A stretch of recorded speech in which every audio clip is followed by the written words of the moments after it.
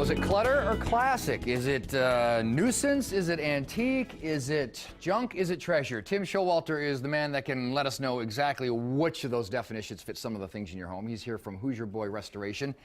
And is there a point where something has gone too far, where the effort, your effort, where, I mean, people may have sentimental value with something attached, but it's just too far gone? There must be a tough idea to have to sell to somebody who's really hoping to have it restored. It is. The thing is, you know, it seems like things that were built during the 60s and earlier are around. Still around, yeah, exactly. And if they've lasted this long and they aren't too rusted out, you know, I can do stuff with them most of the time to fix them, to make them look like new. I'm guessing another 20, 25 years from now, we will still be seeing things from the 60s and 50s holding up, but the stuff we're making now, we're not using the same materials, It's right? a plastic economy is what I call it. Now, I don't know a whole lot about antiques and classics, but I know Coca-Cola is pretty classic across the board. It doesn't exactly lose any value or lose any enthusiasm for collectors. Right.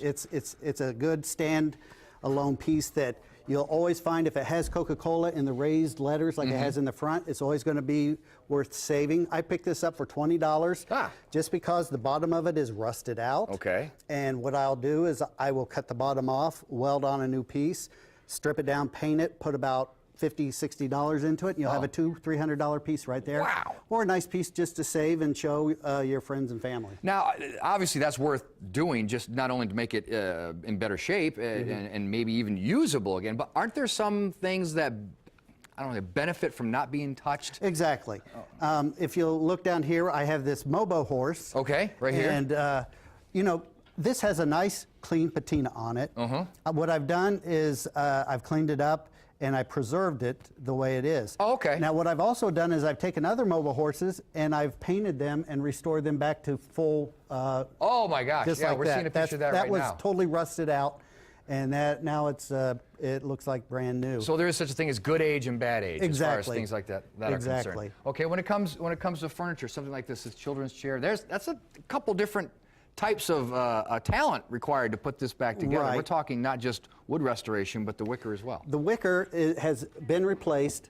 It had a big hole in it, and I have decided not to do anything else to the chair except maybe clean it up a little bit. Okay. I don't want to strip it or anything because it does have that nice kind of brownish patina to it. It's got some character it earned, right? Right. Exactly. Right. So that's what I've done with that. I've just done the caning on it. And this is sort of a before scenario here with this plane. This is something that, you know, a typical thing that I get in is a toy plane that looks something like this in bad shape.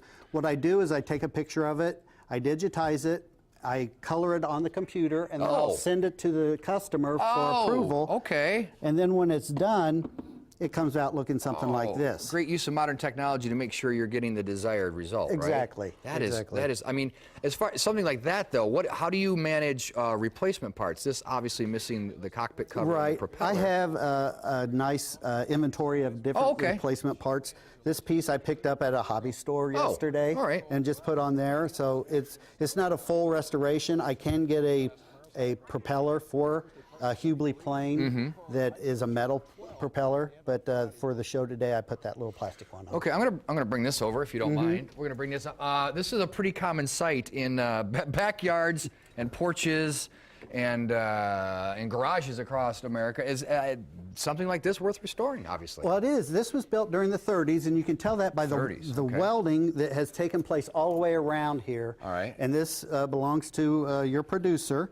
And what we're going to do is we will sandblast this all down and strip it. There's a little piece down here that needs to be welded. Spot welded. And then what I'll do is what is a paint coating on it that is called powder coating. Sure. And this is going to last another 100 years. Another 100 years, probably. And usable. And usable, very functional. Okay, do you need to do that with people, make them realize that yes, you can restore, but that doesn't necessarily mean it should be functional? Some things are for looking, not for playing? It's just for looking and not for playing, exactly. Okay, awesome. Where can people get a hold of you if they have something that they think has, if not actual value, sentimental value that they'd like to restore? Yeah, I'll look at anything and give an appraisal on just about anything. It's HoosierboyRestorations.com. Okay. And also I have a Facebook page, Hoosierboy.restorations. Okay, we'll make sure we link that to IndyStyle.tv. Appreciate it. Thank you very much. Good stuff as always. Coming up, this weekend, actually Friday, I'm going to be live at the Indianapolis Home Show. It is debuting, new year, another sign of spring, Andy Hauser. Ooh, fabulous. We'll take any sign of spring, Yeah, right? we will. Well, here's your chance to win tickets to go